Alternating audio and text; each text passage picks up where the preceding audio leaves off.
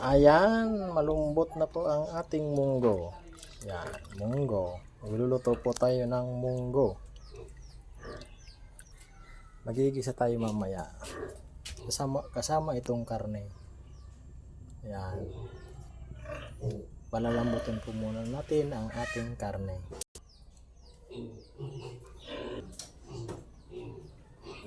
Ito po ang ating mga ingredients. Talbos ng sili, daon ng sili, tapos kamatis, bawang, sibuyas at luya. Igigisa po natin yan mamaya para mas masarap. At may kasamang mariguso, ampalaya, mariguso sa Bicol.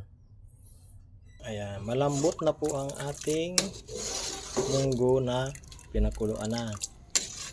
Ihalo na lang natin mamaya yung ginisa kasama yung karne. Ayan. At kapag ito po ay lumambot na, isasabay na natin dito yung paggisa ng mga rekado. Palalambutin po lamang natin ito ng ilang minuto. Ayan po. Ayan, malapit na pong lumambot ang ating karne. Papula-pulain lang po muna natin ito para mas masarap tingnan. Ayan, hintayin po muna natin na matuyo at pumula. Ayan, namumula-mula na po ang ating karne. Ayan, pamamantikain natin para mas masarap tingnan at para mas lumambot. Ayan. Lalagay na po natin mamaya ang rekado. Ayan. Ayan, ilinagay ko na po ang bawang, sibuyas at luya.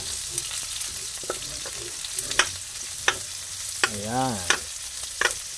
Pupula-pulahin natin yan. Hanggang sa mamaya, ilagay natin ang ibang sahog. Ayan, ang bango na. Ang bango-bango na. Ayan, ang mula-mula na. Ang sarap ng tingnan. Ang amoy, sarap na talaga. Ayan.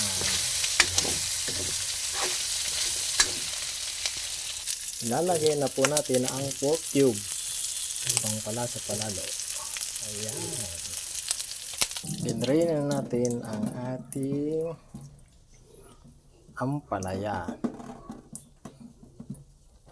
At ang kamatis. Ilalagay na po natin ang ating ampalaya. Kasabay sa pag-isa ang ampalaya. Isasabay na rin natin ang ating kamatis. Ayan. Kamatis. Haluin lamang ang ating ginigisa. Ayan. Halo lamang po. Hanggang sa maluto na ang ampalaya at kamatis. Ayan. 5 minutes lang po. Pwede na pong halo dun sa munggo. Ayan.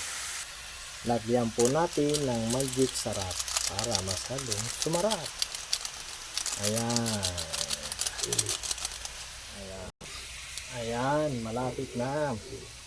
Malapit na natin ihalo sa munggo. Ihalo natin ito sa munggo. Combination na ang sarap, sustansya ng ating munggo, ampalaya, kamatis. May bangot na karne. Nakaka-high blood to kung walang karne na pambango. Ayan. Lapit na po. At ayan na nga po. Ihalo na natin ang ating ginisa sa munggo. Ayan. Ihalo na po natin. Ihalo na po natin siya. Ayan. Halo na po natin. Ayan, sarap.